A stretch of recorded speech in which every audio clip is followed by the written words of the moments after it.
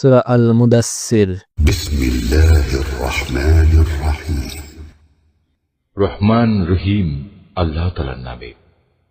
হে কম্বল আবৃত মুহাম্মদ, কম্বল ছেড়ে ওঠো এবং মানুষদের পরকালের আযাব সম্পর্কে সাবধান করো। তোমার মালিকের শ্রেষ্ঠত্ব ঘোষণা করো আর তোমার পোশাক আশাক পবিত্র করো এবং যাবতীয় মলিনতা ও অপবিত্রতা পরিহার করো। কখনো বেশি পাওয়ার লোভে কাউকে কিছু দান করো না, বরং তোমার মালিকের খুশির উদ্দেশ্যেই ধৈর্য ধারণ করো। যেদিন সবকিছু ধ্বংস করে দেওয়ার জন্য সিঙায় ফু দেয়া হবে, সেদিনটি হবে সত্যিই বড় সাংঘাতিক। বিশেষ করে এই দিনকে যারা অস্বীকার করেছে তাদের জন্য এই দিনটি মোটেই সহজ বিষয় হবে না। তার সাথে বোঝাপড়া করার জন্য তুমি আমাকেই ছেড়ে দাও, যাকে আমি অনন্য ধরনের করে পয়দা করেছি। তাকে আমি বিপুল পরিমাণ ধন সম্পদ দান করেছি। তাকে দান করেছি সদা সঙ্গী একদল পুত্র সন্তান। আমি তার জন্য যাবতীয় সচ্ছলতার উপকরণ সুগম করে দিয়েছি। তারপরেও যে লোভ করে, তাকে আমি আরো অধিক দিতে থাকব না, তা কখনো হবে না, কেননা সে আমার আয়াতসমূহের বিরুদ্ধ আচরণে বদ্ধপরিকর। অচিরেই আমি তাকে শাস্তির শীর্ষ দেশে আরোহণ করাবো। সে তো সত্য গ্রহণের ব্যাপারে কিছুটা চিন্তা ভাবনাও করেছিল, তারপর আবার নিজের গোঁড়ামিতে নিমজ্জিত থাকার একটা সিদ্ধান্ত করল।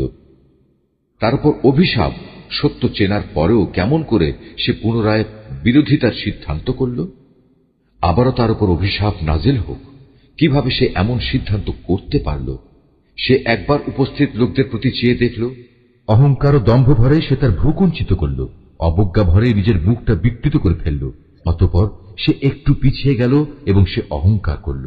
সে আরো বলল, এ তো আসলে আগের লোকদের থেকে প্রাপ্ত জাদুবিদ্যার খেল ছাড়া আর কিছুই নয়, এ তো মানুষের কথা ছাড়া আর কিছুই নয়। অচিরেই আমি তাকে জাহান্নামে প্রবেশ করাবো। তুমি কি জানো জাহান্নামের আগুন কি ধরনের? এটা এমন ভয়াবহ আযাব যা এর অধিবাসীদের জ্বালিয়ে অক্ষত অবস্থায় ফেলে রাখবে না, আবার শাস্তি থেকে রেহাইও দেবে না, বরং তা মানুষদের গায়ের চামড়া জ্বালিয়ে দেবে। তারপর আছে 19। আমি ফেরেশতাদের ছাড়া দোজখের প্রহরী হিসেবে অন্য কাউকেই নিযুক্ত করিনি, এবং তাদের সংখ্যাকে আমি অবিশ্বাসীদের জন্য একটি পরীক্ষার মাধ্যম বানিয়ে দিয়েছি, যেন এর মাধ্যমে যাদের উপর আমার কেতাব নাজিল হয়েছে তারা আমার কথার উপর দৃঢ়ভাবে বিশ্বাস স্থাপন করতে পারে, এবং যারা আগে থেকেই আমার উপর ঈমান এনেছে তাদের ঈমানও এতে করে বৃদ্ধি পেতে পারে।